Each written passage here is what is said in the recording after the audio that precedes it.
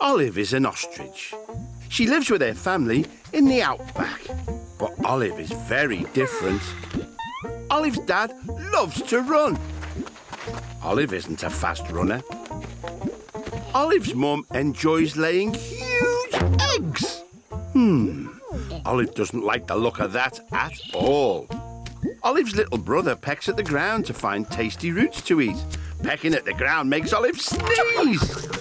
But Olive has an incredible imagination. So while the rest of her family are running, pecking and laying eggs, Olive can be found imagining herself going on amazing adventures when she buries her head down, down into the sand.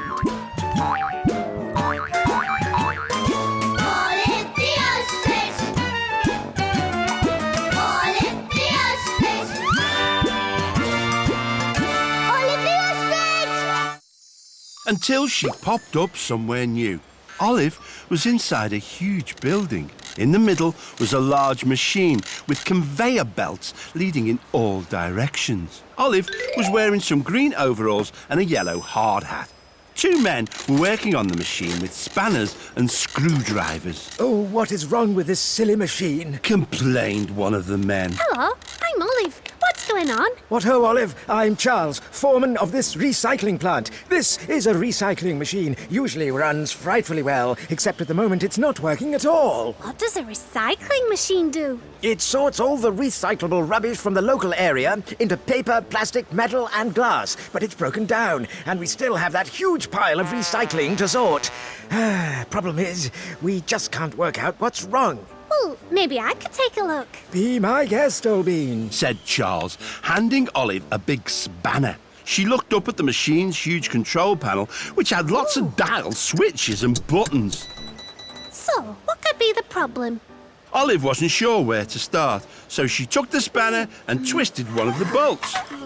Suddenly, lots of lights switched on and the machine made an odd noise. Oh, What?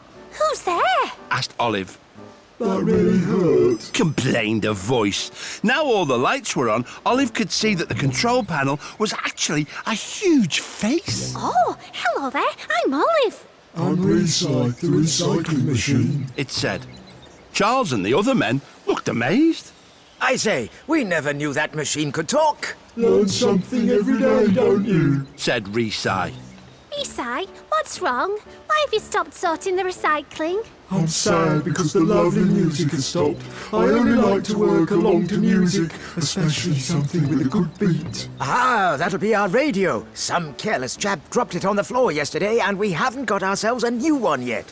Olive looked over at the big pile of recycling. There were lots of objects in the pile.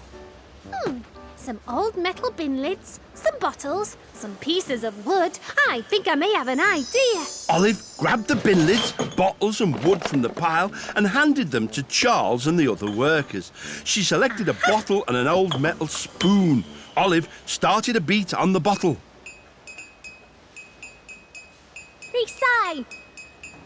Resai! Charles and the other workers looked a bit Resai! confused, but started to join in. Resai! Come on, all together now! Resai! Recycle!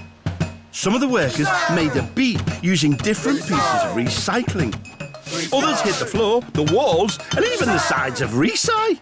Oh, wow, I love it! Cried Resai. Suddenly, the conveyor belt started moving as Resai's pistons and cogs began to turn. Resai's working! Certainly is. Excellent stuff. Charles and the other workmen, while still drumming along to the beat, began to feed the recycling into Resai, and soon he was happily sorting it all out. This is smashing stuff, Olive. Now we know how to keep Resai here a happy machine. Yes, at least until you get round to buying a new radio. They all laughed, and as they did, Olive realised it was time to go. Typical Olive, daydreaming again. Said her mum. Gag, actually, I was cheering up an unhappy recycling machine. Your head's been in the sand too long, dear. Said Olive's dad. Her little brother laughed. But Olive wasn't listening. She was already dreaming of her next big adventure.